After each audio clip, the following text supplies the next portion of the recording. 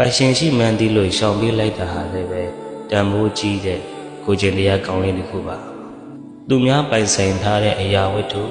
ဒါမှမဟုတ်လူပုဂ္ဂိုလ်တိုးတယောက်ကိုကလိုချင်လာတဲ့အခါ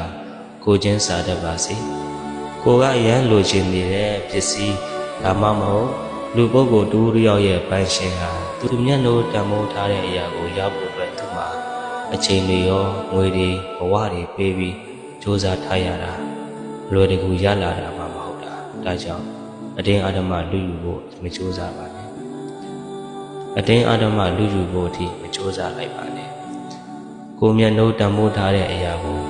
တပားသူကလူယူသွားမယ်ဆိုရင်တော့ကိုယ်အနေနဲ့ခံနိုင်ရရှိရလားဆိုတာကိုအရင်ပြန်မေးကြည့်ပါခဏတစ်ဖြုတ်မြင်တွေ့ရုံနဲ့လူချင်းတက်မဲ့မိတဲ့တင်တော်လူယူဖို့အထိစူးစမ်းမိသေးတယ်ဆိုရင်သူတို့မှနှစ်တွေအများကြီးပြည့်ဆက်ပြီးတော့စူးစမ်းထားရတဲ့ပိုင်ရှင်ကဘလောက်တေတောင်မျက်နှာတန်ဖိုးထားနေမလဲတစ်ချက်လောက်လေးကိုချင်းစာကြည့်ပေါ့တကယ်လို့ကိုကလူယူလိုက်လို့ရခဲ့ရင်တော့မှဒီနေ့ကျရင်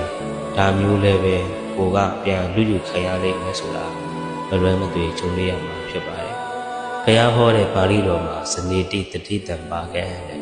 ဘယ်ရာမစိုးဒီနေ့ကျရင်တော့တူသောအကျိုးကိုပြန်ပေးရမှာဖြစ်ပါတယ်ဆိုတာဟာနောက်ဘဝအထိမကူပါဘူးတချို့ဝတ်တွေကဒီဘဝမှာတည်းကြီးစွာသောပြည့်စုံမှုတွေကိုခံစားရတတ်ပါတယ်ဒါကြောင့်